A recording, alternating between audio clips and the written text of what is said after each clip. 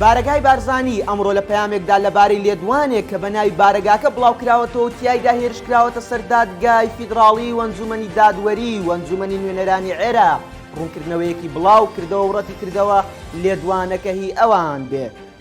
بە گوێرەی زانیاریەکانی ستاندەر هۆکاری دەرچوونی ڕاگەیاندراوەکە بۆ خۆپاراستنە لە تۆمارکردنی سکاڵا لەسەر سەرۆکی پارتی دیموکراتی کوردستان.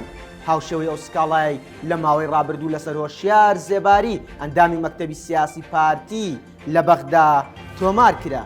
دوای ئەوەی ناوبرا و هێرشی کردە سەر دادگای فیدراڵی و بڕیارەکانی بە سیاسی لێکدایەوە.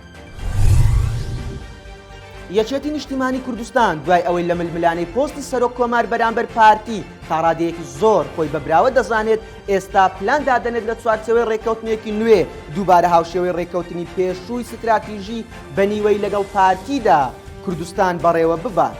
بە گوێرەی زانیاریەکانی ستاندەر یەکێتی لە کۆبوونەوەکان بە پارتی ڕاگەیاندووە چیتر ناتوانن ئەو دۆخە قبوڵ بکەن و هاوشێوەی گۆڕان پارتی مامەڵە لەگەڵ یەکێتی بکات.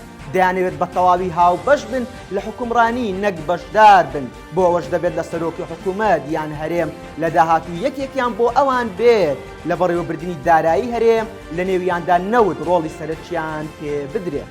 جێی باسە دوێنەش لە دەستپێکی دیداری یەکێتی باقڵ جەلال تاڵەبانی جەختی لەوە کردەوە کە لە داهاتوودا بۆ پۆستەکانی سەرۆکی حکوومەت و سەرۆکی هەرێم کاندیدیان دەبێت و لە بەڕێوەبردننی مەلەفی نەوتیش ڕازی نین و پێویستە پێداچوونەوەی پێدا بکرێت.